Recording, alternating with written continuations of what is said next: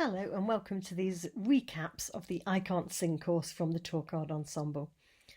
These videos are designed either so that you can catch up if you've missed a session or as a reminder of what we've talked about. So what's it all about? Well, it's a 6-session course which runs just about fortnightly on Wednesday evenings. If you go on our website or on our Facebook page, you'll find the dates there. It's not quite fortnightly because of the school holidays. And in those 6 sessions, we're planning to give you the basic things that you need to know to build your confidence in your singing voice. There's lots of things to singing and lots of techniques you can learn, but this course is going to cover just the basics to get you going. There's no further commitment after the 6 weeks. Some people have asked whether you need to join our choir or we want you to join our choir at the end. Well, that'd be great if you want to, but no, we're just happy to share our love of singing with you. We find that singing brings us joy and we want to share that joy with our community. So who do we think we are to be offering you this course? Well, Torquard Ensemble is a community music group based in Hucknall. We run by our members, for our members, so none of our leaders are employed. We all volunteer the time that we give, but we are professional musicians that run our sessions, ably assisted by a very talented secretary and a super clever treasurer. So we run for our members, by our members, and for the wider community because we think that music is something that we want to share into the wonderful town that is Hucknall. We were founded in 2010, so this year's our 15th birthday. This course is one of our 15th birthday celebrations, sharing our love for singing with you. We have a choir, as you probably worked out. We also have an orchestra, which is anyone can come so long as you can play your instrument to just about grade 5 standard. And that's because of the music that we play at those sessions. We also have a youth project which offers subsidised lessons for young people, currently in singing, woodwind, strings and brass. But that may extend at some point, and we're hoping to offer some one-day workshops in the summer holidays as well for that group. Okay, a bit of small print. There should always be some small print, shouldn't there? Well, you'll get the most from the course by coming every fortnight. If you've missed a session, don't worry, you can catch up like this on YouTube. But you will miss out on the singing itself. This is just the technical information. Each session costs £2. That's payable by the time you leave the building. You can either pay up front or at each session. And at the sessions themselves, we'll have a cash tin and also some QR codes that you can scan to pay. Those QR codes will also be at the end of this presentation. Whilst we hope you'll be a better singer by the end of the 6 weeks, we can't guarantee you'll be Beyonce, but hopefully you'll have more confidence and a little bit more technique to improve your singing so that you can enjoy it even more. There are no tie-ins at all. As I said before, if you'd like to make some more music with us afterwards, that's great, but there is absolutely no requirement to do that whatsoever. In any of these sessions, please don't do anything that will hurt or will make an existing injury worse. Some of the things we do are quite physical, and we'd hate for you to feel uncomfortable because of that. So only do what your body wants to do, and if something feels like it's hurting, then stop. If you come to our sessions, we may use photos or videos on our socials. Please let us know if you don't want to be on those, and we will happily take any pictures of you off. And there's some more small print there, which you're very welcome to read at your leisure. So why is it that we think we can't sing? Well, I think it's one of these things. Someone has told us at some point that we can't. So many people, when we're out and about in the community, say to us, I was told at school that I can't sing. And we think that's really sad. I'm a teacher in schools myself, and I would never say that to a child. My school choirs are open to anybody who wants to sing, as is the Torquard Ensemble Choir. We can sing, and we'll talk about that more later. People have mocked us. Anybody ever said to you, you sound like a someone strangling a cat or fingernails down a blackboard or something like that. People are very mean about singing, and we take it very personally because with singing, it's the only instrument where it's actually us creating the sound. You can blame a piano if the piano doesn't sound good. You can blame a guitar if it's out of tune. But our voice is part of us, and therefore it's very personal, but also very beautiful and very unique because it's yours and it's your body making this wonderful sound. We compare ourselves. We look at people on TV, we look at people we listen to on the radio or on streaming services, people we know, bands we go and see, and we think, well, I can't sing like that. No, you can't. Your voice is beautiful and unique. And bear in mind that much of recorded music has gone through all sorts of layers of computers. So there will quite often be auto-tune applied. There will be all sorts of other things applied to that voice to make it sound even better. When we're singing live, you often hear the real sound that an artist can make. And for some singers, yes, that is as good as their recorded sound, but not always. We can't compare ourselves with those people. A, they've got all that stuff behind them, and B, they probably know more singing technique than we do. And so much of it is about how we use our voice. That's the reason for this course. This is the one we think is really the case. We don't have any confidence in our voice, so we back off and we sing quietly and we keep it to ourselves. And that's the real reason that most of us can't sing. So what are the reasons? Well, there's that. But actually, there are two things. One is there may be a medical reason why you can't sing. We'll talk about that more in a moment. But sometimes there is a reason why your voice doesn't work. But that is extremely rare. Less than 5% of the population can't sing, or what we hear of as tone deaf. People talk about tone deaf for all sorts of types of voices. What it really means is you can't tell the difference between two notes. If I sing two notes, la, la, if you can tell that the second one of those is higher, you are not tone deaf. There are other medical reasons too, one of which I had a student once who was taking beta blockers, and sadly the beta blockers do affect your sense of pitch, so that may be a reason. There are also some things that can go wrong with your voice itself, and we'll look at those in a moment. But the real reason is we don't know how.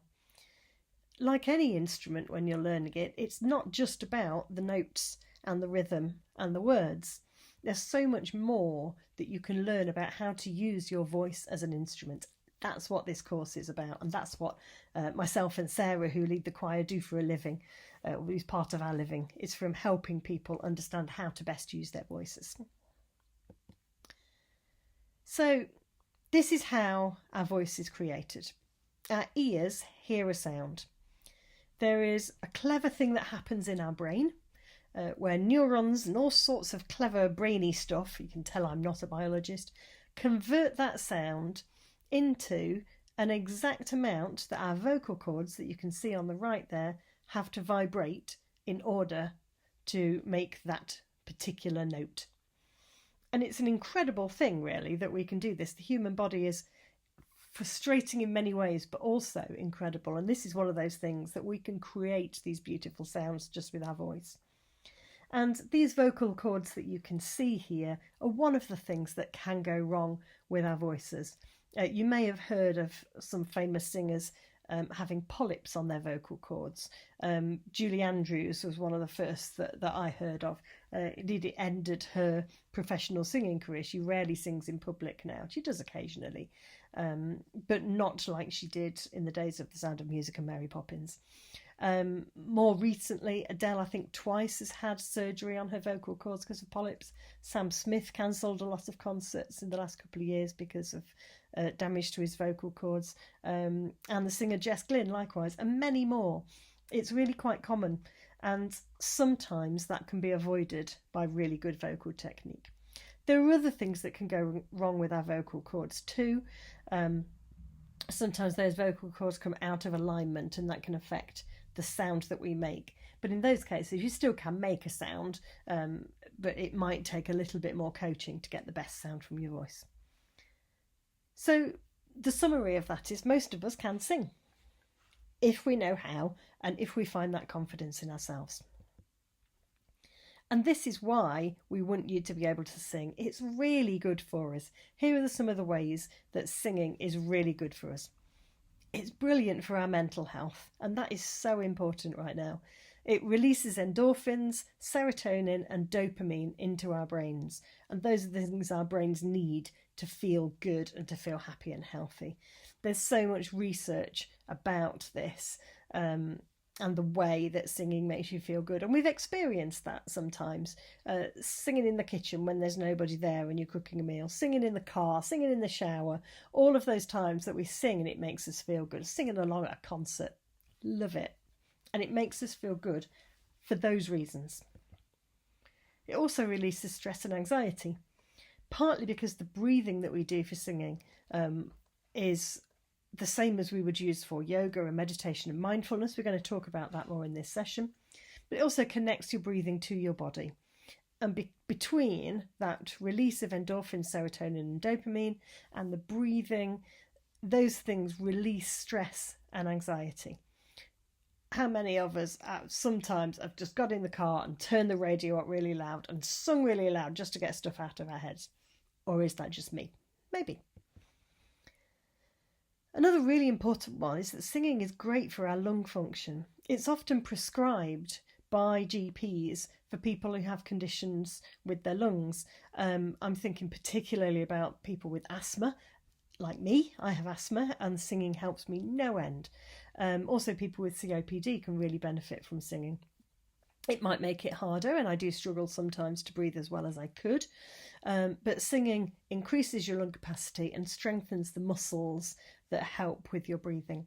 When I go and have my peak flow monitored with the nurse, she often says that it's higher than it should be for a woman of my age, but that's because I sing. And I also play wind instruments, which are equally good for your lung function. Singing's really good for your heart and your circulation. That breathing brings down our heart rate, means that our blood circulates well through our body, particularly because of the posture that we use when we sing.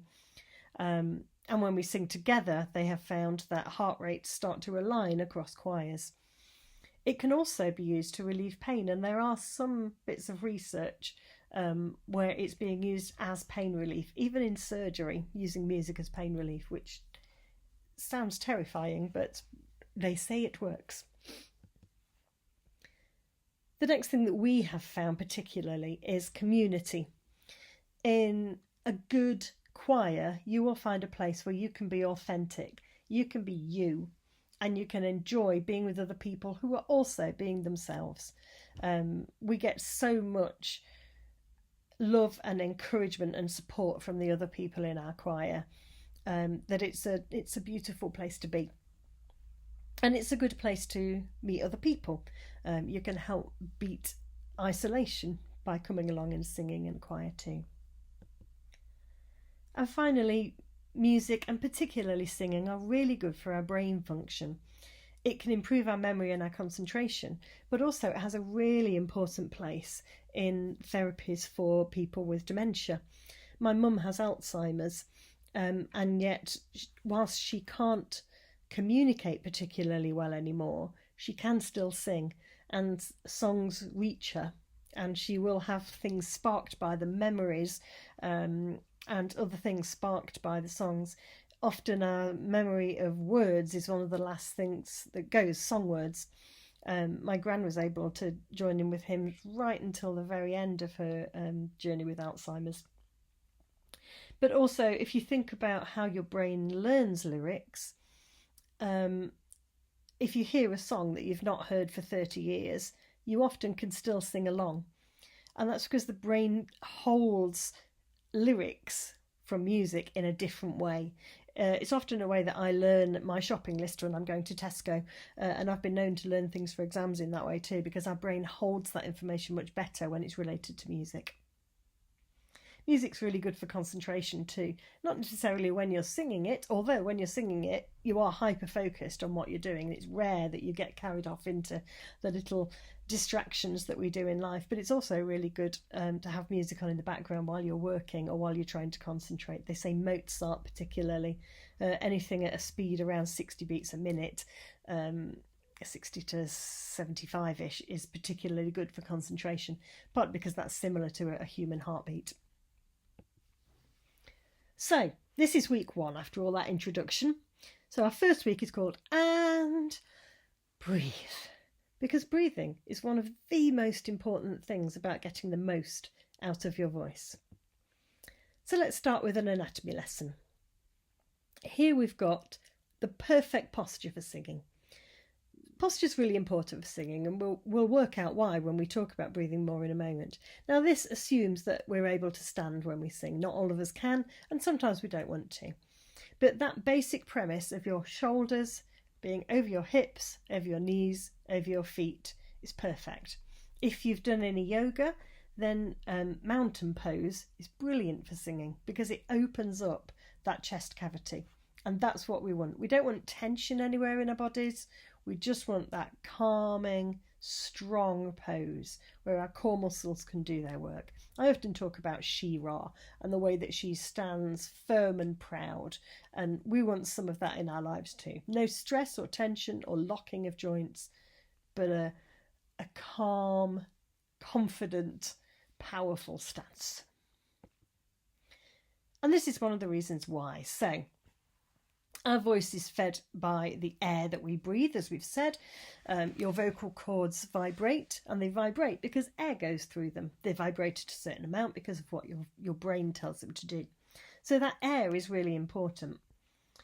Now, when people say to us, breathe in, we often just think about breathing kind of upwards. We make ourselves little and go and try and squeeze into small spaces. But actually, that's not what we're going to do when we breathe for singing. What we want is for that muscle you can see at the bottom there, the diaphragm, to be in control of what's happening. We'll talk more about him soon because he's about supporting the sound and making that air flow evenly through our vocal cords so they have the chance to vibrate in the best possible way. So when we breathe, we want to think about those ribs you can see down the right-hand side there, expanding from the very bottom so that our lungs can expand within them and take in as much air as possible. They say that our lungs have a capacity of 6 to 7 litres, but we only use about 1 litre of that. So the more we can expand that rib cage, the more air we're going to be able to get into our lungs for us to use. And then once it's in that space, because we've breathed it lower into our bodies, it almost feels like you're breathing a tummy full of air, even though we know our lungs aren't down there. The reason it feels like that is that when we breathe in, our diaphragm goes down in order to create the vacuum that pulls that air in. And then using our diaphragm carefully to slowly and strongly push the air out gets us a much better sound. So this is what it looks like in simple terms. When we inhale, the air comes down and our belly goes out to allow the rib cage to expand. When we exhale, the air comes out and our belly, in this case the diaphragm muscle, goes in and ever so slightly up to support that sound. So here's our first exercise.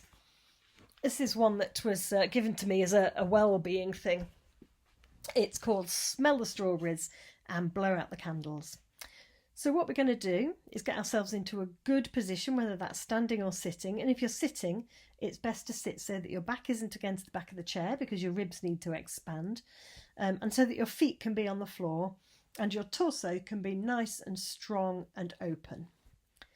Once you've done that, I recommend putting one hand on your belly and one hand on your rib cage so that you can feel that movement as you're breathing in. You can make sure you're pulling the air right down into your belly.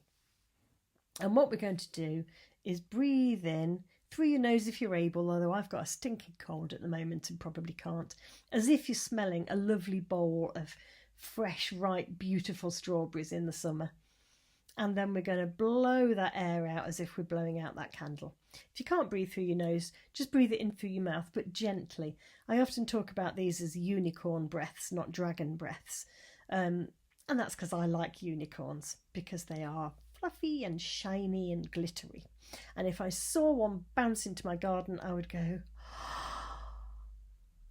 It's not like when I see an enormous spider scuttle across the floor, when I would go... And you can hear the tension in my voice when I do that. It's also dragging cold air really quickly across my vocal cords, and it's only taking in a tiny amount of air. So we want that unicorn. So whatever it is that makes you take in that breath that's full of awe or wonder. Think back to when you were very small and you got downstairs on Christmas Day and Santa had been. Or maybe it's something more like... seeing Sir Nigel Gresley run on the North Yorkshire Moors Railway. That's also one of mine. Whatever it is that makes you go, wow, a fighter plane, an amazing car, a beautiful cake, something that's been knitted or crocheted amazingly, whatever it is that makes you go, that's what we want. So we're going to take 3 breaths like that. And I'm going to gently guide you through. But if you need to stop and breathe out before I say that, then do that, because your lung capacity will be different from mine. So let's ground ourselves in the space, feet on the floor, feeling that strength in our bodies, and then slowly breathe in right through to your belly. Hold it for a moment and then blow it out as if you're blowing out a candle. And if you can power that from your diaphragm, all the better. So feel your diaphragm really pushing that air out. Let's do that again. So, long, deep breath in. Hold it for a moment and then blow out the candle. Let's take one more. Breathing in. And breathing out.